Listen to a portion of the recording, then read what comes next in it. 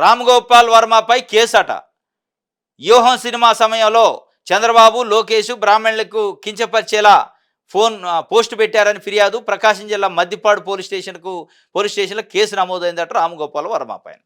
ఎప్పటిది ఇది? వ్యూహం సినిమా తీసినట్టు ఆయన ఎప్పుడు. దాంట్లో చంద్రబాబు నాయుడు గారు, లోకేష్, బ్రాహ్మణి గారులకు సంబంధించి పోస్టులు పెట్టిండట. అంటే ఆ పోస్టులు పెట్టిందని చెప్పి మద్దిపాడులో పోలీస్ కంప్లైంట్ ఇచ్చారట. కేసు అయింది. జత్వానీలు ఇట్లాంటి వాళ్ళు వస్తూ ఉంటారు. ఎప్పుడో 4 ఏళ్ల క్రితం, 5 ఏళ్ల క్రితం, 3 ఏళ్ల క్రితం అయిపోయిన కేసుల్ని బయటికి తీసి అధికారం ఉందని చెప్పి చేస్తాను. మరి జగన్మోహన్ రెడ్డి పెంచిన ఛార్జీలు నేను తగ్గిన ఇది ఛార్జీలను అంటాడు. మరి ఈ ఎట్ట చేస్తానో అవి కూడా చేయాలి కదా. ఈ జగన్మోహన్ రెడ్డి చేసిన కార్యక్రమాలే జగన్మోహన్ రెడ్డి కాలంలో కేసులు పెట్టలేదని ఇలా మీరు పెడతారు, మీకు ఆ పవర్ వచ్చిందని.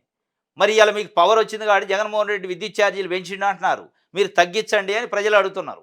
అవి చేయరు. ముంబైలో ఉన్న జత్వానీని పట్టుకొస్తారు, కేసులు పెడతారు, ఐఏఎస్ఎల్ని ఇబ్బంది పెడతారు, ఐపీఎస్ఎల్ని ఇబ్బంది పెడతారు.